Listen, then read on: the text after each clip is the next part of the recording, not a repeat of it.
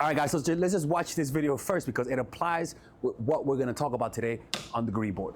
In love before? Of course I've fallen in love. I've fallen in love multiple times. That's amazing. And what is something that makes you fall in love? How do you fall in love yourself?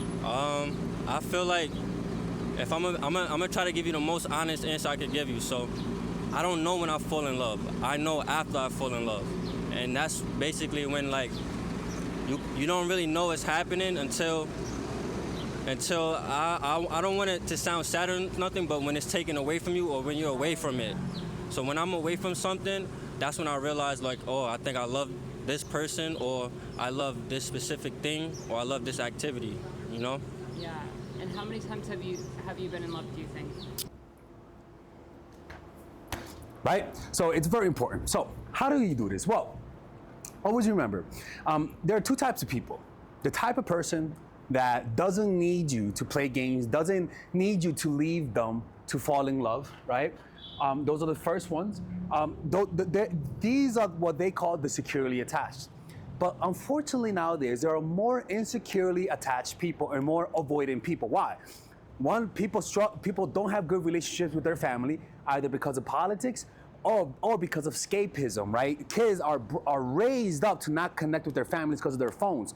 Parents are rather have their phones be their parents, and so those kids grow up with an insecure, avoidant type of attachment style. And so there's a lot of chaos, and you'll notice it's in the air. There's a lot of aggression, a lot of frustration. Kids aren't able, younger people aren't able to get jobs. Older people are having a tough time dating. Everyone is struggling. So because of that, it creates an overall frustration. And that frustration causes you to see the enemy in the opposite sex. And it creates games, manipulation, and it causes an emotional distance that causes people to not realize that they love you, only up until that you leave. They only realize that they love you until you leave. Why is that? Well, the first one is that in your absence is when they start to realize how much they love you. Why is that? Well, a few reasons, right? You might be the type of person that's very overbearing.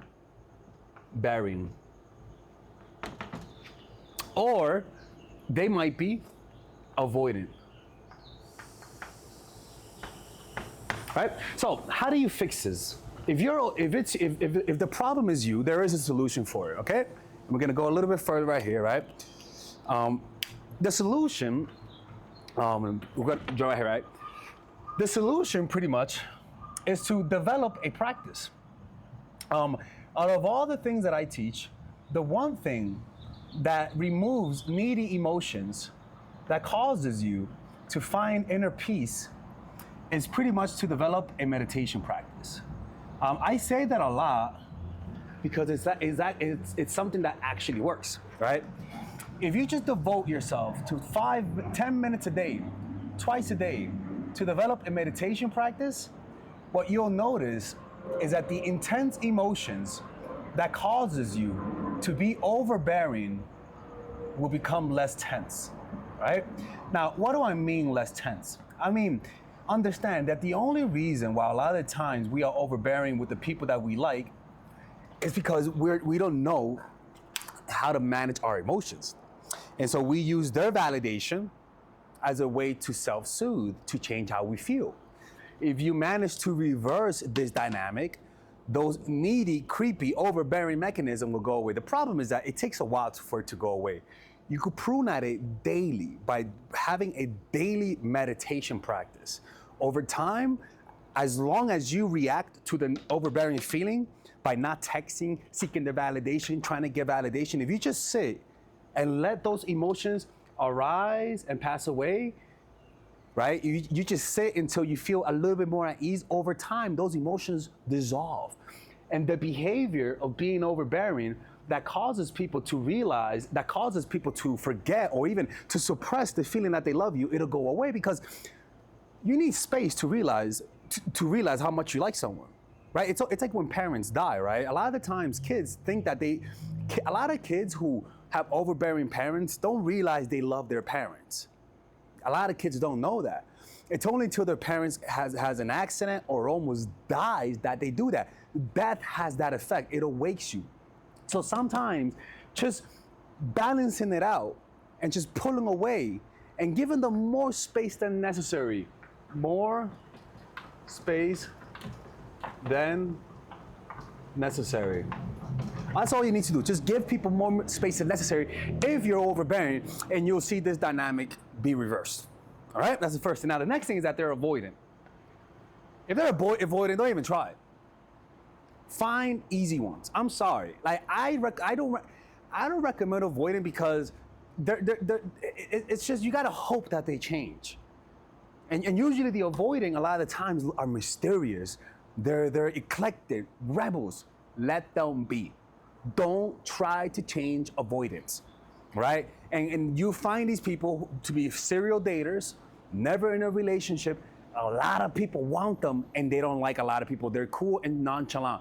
It's not attractive. What they are is flawed. They're incapable of connecting with people, but because you're so insecure, you see that as attractive. Leave those people because those people do actually like you once you pull away. When you give them space, they do like you, but that's the only time when they show you. Do you really have to do this all the time in order to get them to open up? That's too much. That's too much. I say this, it's good for short-term sex, that's fine. But long-term, it could be exhausting, and I don't recommend that. But you know, there are people out there who just may want to hook up, and the way you deal with avoidant is to give them more space, and they'll come to you, and once they come to you, talk, give them attention, and then pull away. Don't stay too long. It's like a Venus flytrap, right? A nice little Venus flytrap. They're nice, right? And they leave the trap open until you're there long enough, and the creepy fucking plant closes its things. As soon as you get comfortable, it'll close and eat you the fuck up, right? You just boom, you're dead, right? You can't do that. You gotta give them a little bit more space. So remember, man, some people realize they love you only in your absence simply because you might be too overbearing or they're avoidant. You test it out you test whether or not it's actually you being overbearing by applying this, giving them more space than necessary. If they are not avoidant, what happens is that you only need to do this once, right? You only need to do this once, and that's it. But if they're the avoidant type, you notice that you got to do this multiple times, and that's not good. That shit is a headache. Okay, it's better to find somebody else. All right. Now, the solution for it is go for the emotionally open people. Right. I always say go for the easy ones. Go for the easy ones. Go for the ones that want it. The problem, some of you are toxic. Some of you might see the easy ones as needy and creepy. Y'all have been jaded by dating avoidance because everyone wants to date an avoidant because everyone wants to conquer them because of their fucking egos. I made that mistake. I'm working on it now, but it's true. Like, back then, a normal person was what you considered an easy person because they're emotionally open.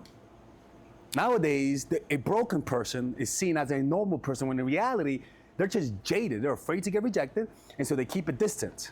And because it's so normalized, we accept it. You shouldn't. Fuck that. You not tolerating this shit will lead to better relationships. And I notice with women, they respect you more, right? Because most guys, a lot of times when they meet an avoidant woman, they cater to her. But I learned it's just to leave them. Fuck you, bitch. I'm not talking to you. And they actually end up chasing, but I don't want that. I don't want someone who the only time they show me interest is when I pull away. That's not good. And if you like that, you gotta check yourself, brother. Right? Anyways, man, let me know what you guys think about this, and I'll see you guys later. Are you needy and creepy? Do you have a tough time coming across confident when you like the person?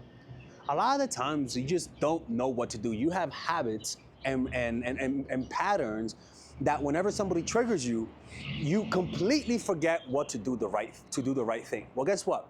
I have a course for that. And it's called The Psychological Game of Attraction, Natural Chemistry, and The Feminine Woman. What I call the fundamentals. All of those courses are meant to eradicate and exercise the needy, creepy parts in you through action.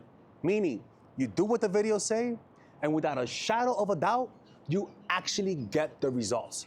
You'll notice that men call you back more. Men will want more relationships with you. They're gonna be the ones that are needy and creepy.